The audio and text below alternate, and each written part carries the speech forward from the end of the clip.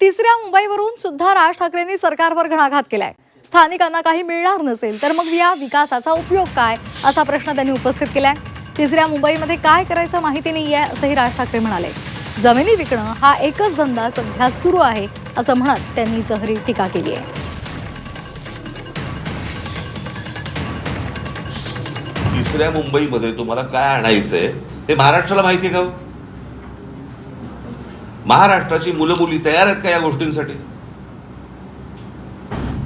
म्हणजे आपल्याकडचा जो कोणी शेतकरी आहे, आपल्याकडचा जो कोणी जमीनधारक जो आहे, तो फक्त माझी जमीन मालक एवढाच राहणार आणि त्याच्या समोर ही तिसरी मुंबई उभी राहणार, काय ह्याला काही करायचंय ते, आणि तो फक्त बघत राहणार. म्हणजे या संपूर्ण पेण, पनवेल, पुरण या सगळ्या भागातली जी रायगड जिल्ह्यातली जी मुलं आहेत, मुली आहेत, त्यांना काही सांगणार आहोत का आपण? त्यांना काही तयार करतोय का आपण की परत बाहेरच्या राज्यांमधून लोक येणार, पुन्हा इथे नवीन वसाहत होणार? आमच्याकडची जमीन, आमच्याकडचं पाणी, आमच्याकडची वीज, आणि ह्याच्यावर पोचले कोण जाणार? बाहेरचे.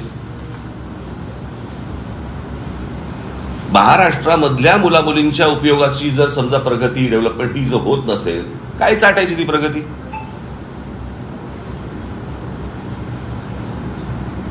हे कोणासाठी सुरू आहे? मोठे जमिनीचे तुकडे काढायचे, ह्याने ह्या सगळ्या आता कुठून डेव्हलपमेंट होते ह्यांच्या लोकांना माहिती आहे, आमदारांना माहिती आहे. हे जमिनी घेत सुटणार आणि मग ते सरकारला विकणार. मग सरकार कोणाला तरी अजून कुठचे उद्योग अदानी बिदानी देणार, त्याच्या घशात घालणार. हे सुरू आहे.